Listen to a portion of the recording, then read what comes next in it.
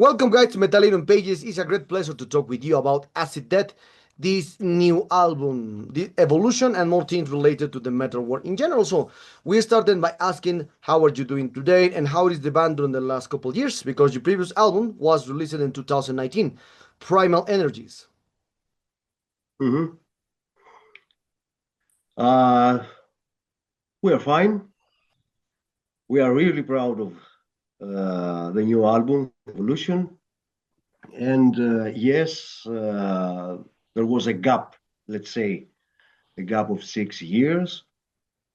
The reason behind that was at first the entire COVID thing that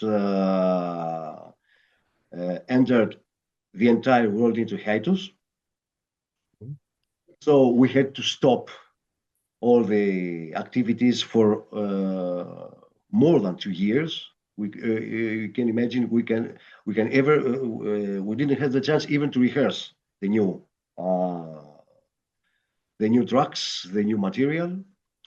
So from 2020 until 2022, actually we had a small rest, small day, a small off, let's say. Actually, it's not a rest since we were working on the new ideas behind the scenes. And the entire process, the complete process, started at September of 2022. So there were 2 years of, let's say, hiatus. And that was the main reason behind the gap, let's say, of 6 years. Can you imagine that we had Primal Energies didn't have the chance of good live promotion since we had arranged even a tour on Netherlands and Belgium that was cancelled, of course, and all the other live activities, of course, they were cancelled. But anyway, we are back, and Evolution is here from yesterday. Okay. So, Evolution has just been released. Could you tell us about the core concept behind being a thematic album about human evolution through the ages? I can answer that. So the whole concept of the album was doing a theme around the term evolution as far as it has to do with us humans, right? So you can look at this in various different from the various different directions, and you can say that evolution is not only the physical one that we are experiencing as as humans over the thousands of years that we are on this planet, but also the evolution that we have as a species in terms of how our technology evolved, how our society evolved, how our relations evolved, and how we are doing uh, right now in terms of the beginning, right? From the start that you're going from the start of the human species. So the thing is that a lot of people confuse it, and they say that this is a concept album, which is not. A concept album is one unified story from start to finish. These are different stories, but the everything evolves around the concept of evolving. Okay, into how religion started, where it's going, how technology started, where it's going, how we as a species started, and where we're going.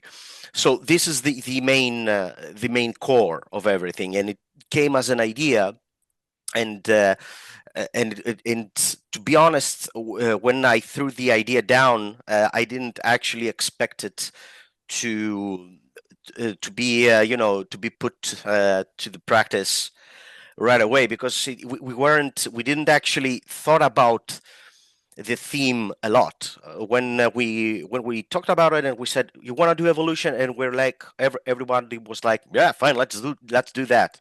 So we didn't think about a lot about the theme. We found it right away. The tricky part was telling the rest of the stories, right? Okay. So, the album reportedly blends progressive melodicism and extreme dynamism. So, and tackles the themes like the prevalence of the artificial intelligence and the evolution of the religions and etc. So, how do you translate such a complex philosophical ideas into your music?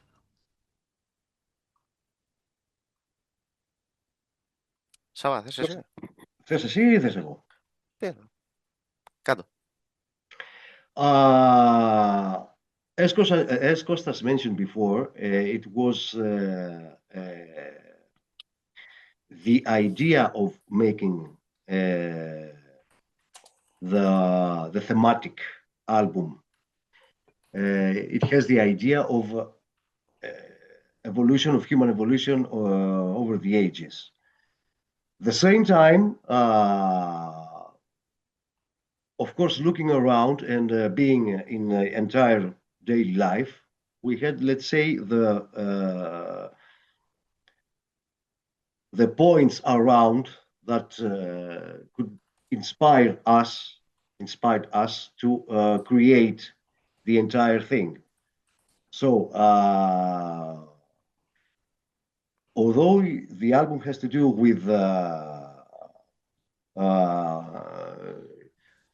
let's say the human evolution over the ages, the stories, the story of every song is coming from life, let's say. There are true stories inside in every song. So, for example, starting the album, that we have the two AIs that are talking. It's something that we can face as the theme on today, on nowadays. There is also the technology that involves the people on some way. Generally, all the stories have to do with topics that everyone faces today, or even will face tomorrow. Okay. Okay.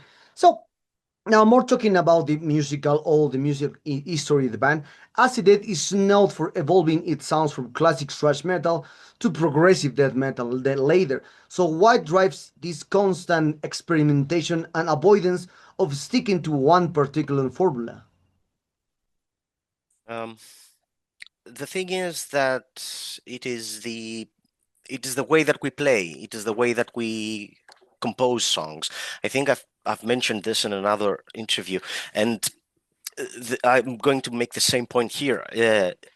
What we do, or how we are doing it, musically speaking, it is inherent to the way that we compose music. Right, so we are all of course, heavy metal background in terms of death metal, thrash, djent, or whatever, and we all want to put our little thing in our music, but in the end, it always sounds like Acid Death. We might put a lot of things in it, but in the end, we don't try it to be difficult, or we try it to be fast, or try it to be very complicated, or something like that. It's how we compose songs. We say, "Oh, cool, I'm going to do this here," or something like that. But cool, let's do it. And we always go like this. We always go with our gut.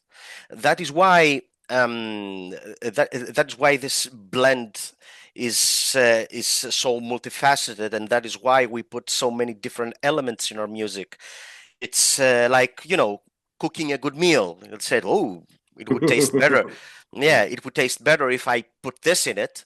So, for example, when we did the song Reality and Fear, which I'm sure you've listened to it, we have a section in it which has a traditional Greek instrument. And this section is soloed by this instrument. We don't play over it. So because and it's not because we wanted to make something different, or no, it was because this is what fitted to the song over there. So that is why that is our guiding light. It's what we want to make as music, what we would like to play, and what we would like to hear, and of course what we would like to find interesting in introducing into our music, which we might have or have not done before. Okay, okay. Well, on this topic of the history, the band had a significant hiatus between 2001 and 2011. So, what prompted the reunion, and how has the band's approach to the music changed since reforming? Yeah, actually, it was the bad thing that we faced. It was since I'm from the beginning of this band active. Personally, I think it was the worst choice we have ever done in our life. That 10 years of hiatus. But anyway, the mistakes are to be corrected.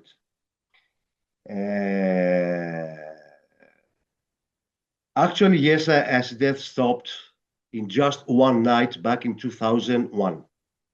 There were many reasons behind that. Most of all, the reason was that the band was totally disappointed from the entire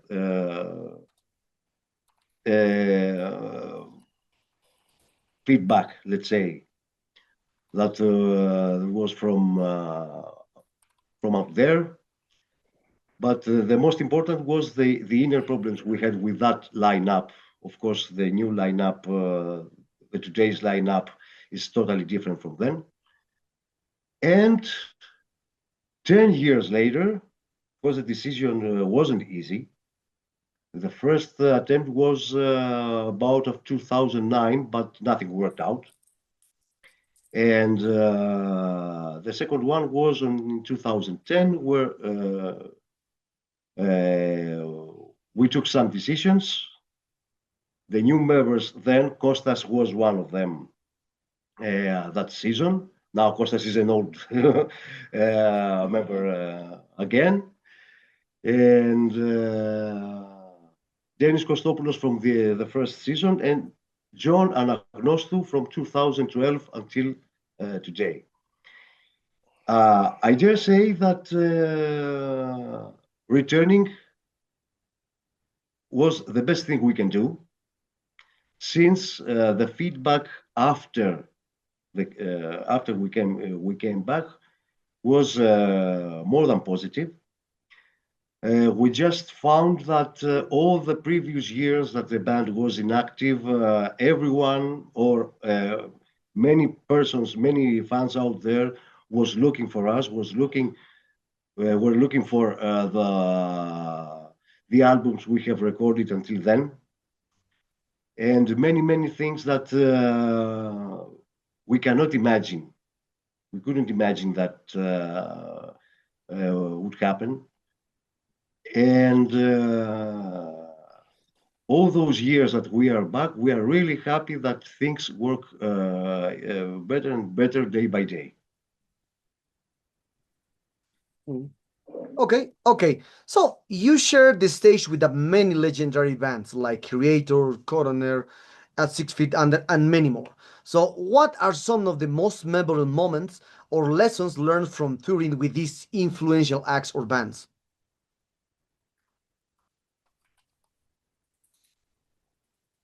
Yeah, things were really great on that point. And personally, I cannot have a clear view, let's say, which was the best and which was the worst. I dare say that every moment on this trip has the good and bad things. For example, it was a dream of life to tour with Coroner back in 2016, and it was something that we couldn't imagine in our early years, let's say, before 2001. Also, it was a really good experience to tour with 6 Feet Under, not only with the entire band, but touring with all the packet, let's say, the bands we were together, and the entire atmosphere that was created in that Xmas in Hair tour of 2016. I don't think that there are bad memories from all these. No, I don't think so either. Yeah. No. Only good memories. Only good memories. Yeah, we actually had a lot of fun playing with 6 Feet Under. We toured with Master as well. We did Right? two tours with Master actually, and both of them were amazing. I mean, these guys are fucking ace. They are such cool guys, and of course the other bands that we played with, the other support bands that were touring with us. I mean, there are a lot of memorable moments that you have, and you have a lot of stories to tell.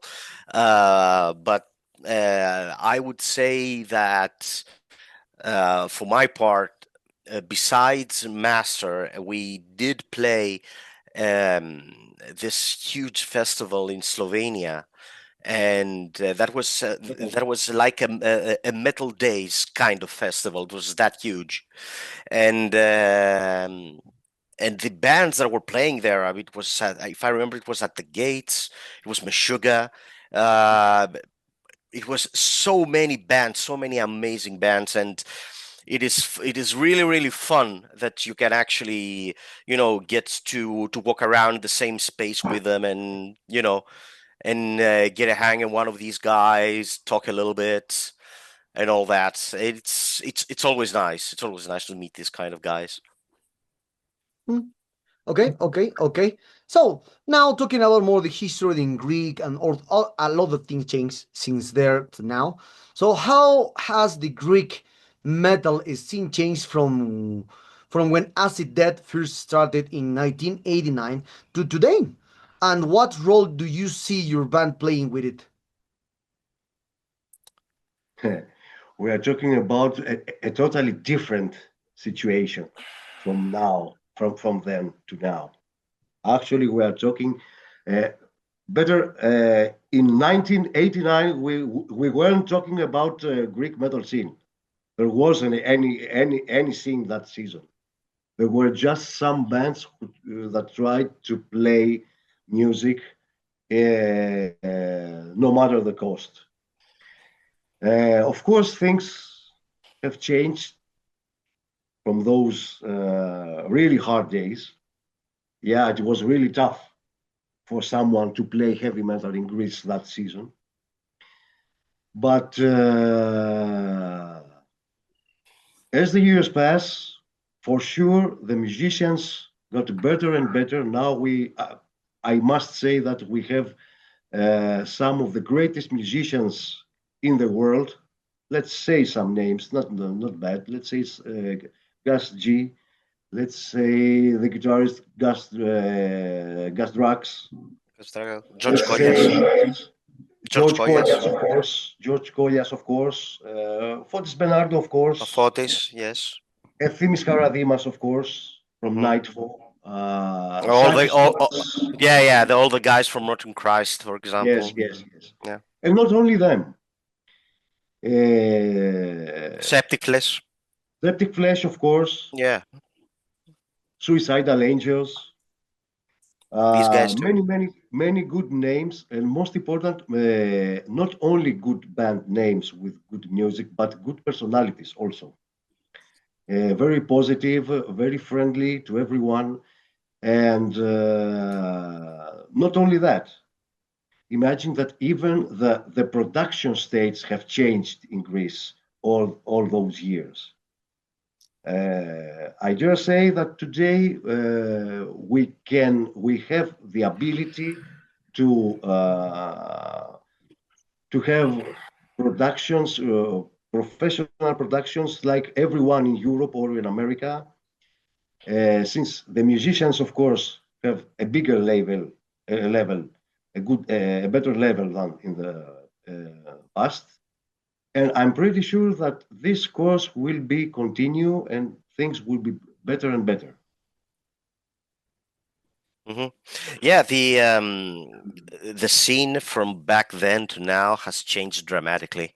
From the early 2000s to 2025, you have I mean, we just enumerated here like 5 bands, but there are like 5,000 of them. I don't know, maybe let's saying too Indeed, much, but indeed. let's say 500 of them, and all of them equally play good, and all of them have something to offer, and they are comprised mainly by younger guys who started taking on music earlier than me and Savas did by a long shot, and kids that right now have all the tools at their disposal. They have the internet, they have cheap equipment that they can buy on their house and start producing their own music, and all of these things didn't exist back then. All of these things didn't exist. Right now, imagine that right now, just to see the difference in one thing. We took the album, right? Savas gave me the disc, the physical disc, right? It came from our publisher, and he gave me the physical disc, and I'm looking at this physical disc, and I'm like, motherfucker, I don't have a CD player. So we went from cassettes to LPs to CDs to nothing right now, effectively, because everything we do, we actually hear it either on Spotify or YouTube, or we just listen it, or we're streaming it on our phone or whatever. So just from that, you can understand that how big this thing has or how far it has came, how it evolved since we're on the conversation, how it evolved in itself, right? It went from all this physical media to nothing. So that is why, I don't know if you remember this. Do you remember? I think it was several years ago, Steven Wilson, who was hammering down an iPad or an iPhone on an iPad, something like that. He was iPhone, hammering it down, iPhone, yes. and it was an iPhone. He was doing. He was actually showing you just that. He was showing you that this is where you're going. You are going on a fucking phone. You do not exist on a CD. You do not exist on an LP. You exist on a fucking phone. That's why he was doing it. Anyway, I Okay. went too long. I Okay, went too okay. long. I understand. I understand. Yeah, completely understand. I was in the 80s when this tape trading, now the 90s, full CDs, and now the situation completely changed. Just the physical status like the collection, not for to listen. Just show my vinyl in different colors, and that's the only thing. Not to Yeah. hear, just for collection. That's the only thing. Yes, yes, yeah, yeah. There's a lot of people who do that actually. Yeah, that's right. So Yeah. now returning to the Evolution album. Now the Evolution is out. So do you have plans for a full European or international tours support the album, or perhaps you will release more and a full video? Who knows? Yeah, at first we have arranged some Greek dates. We have 3 dates until the first week of March. There will be more for Greece, at least 2 or 3 dates until May. And we have started the conversations about a European tour from autumn of 2026, hopefully. And since Primal Energies hadn't the chance to be promoted by live, we will try our best for the evolution now. And I'm pretty sure we are pretty sure that things will work fine this time. Okay, okay. So we are very close to this interview, and one of the last questions from this interview, guys, is I I read a lot of interviews with you, and your music is often or interviews or mostly reviews. Your music is often described as not being easily digestible. So, do you feel this unique technical style limits your mainstream popularity, or does it help foster a more dedicated fan base?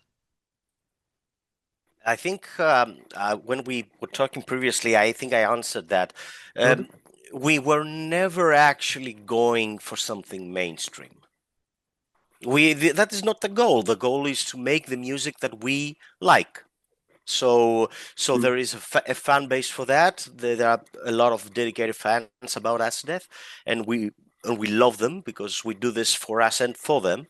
And and we play our music for these guys to hear. We don't actually say that, "Ooh, let's do this because this will make the song more popular, or it will make it more mainstream." Or we never actually saw it like that. That was never the goal of the band. And if anything, that would have been a direction that the band would have taken in their early steps to go more mainstream, so they can, for the potentiality of more sales and all that. But no, the band, for the eight executive albums that we did, we always had our own style, and we never actually deviated from that, of course, barring the experimentations and all that. And it's not something that we say that we were actually striving to make very digestible music. No, the music is as it is. If you like it, you follow us, you come to the live, you to the gigs, we say hi, and you listen to us play, and that's it. And if it happens for some reason, because we see other stuff coming into popularity, if for some reason we become very popular, then so be it. Great, great. Well, guys, we arrived to the sad moment of this interview. Thank you very much for your time. Mhm. It was a tremendous pleasure to speak with both. And Mhm. perhaps do you want to add something to your Latin American fans that some one day you expect a full tour Latin American here? Who knows? We don't know exactly what the future prepare for us. And obviously, Metalero followers. Yeah. Uh, it would be an absolute honor to meet all you guys there if we ever happen to get a deal with the touring agency, because, as you know, these things don't happen by themselves.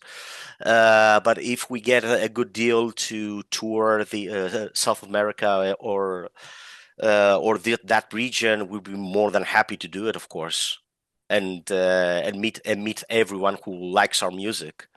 Yeah, actually, Javier, it's a dream of life for us to visit all the area around Peru, Lima, and all the Latin America area. We have very, very positive comments from all the friendly bands that were playing over there. So it is a dream of life for us to come and play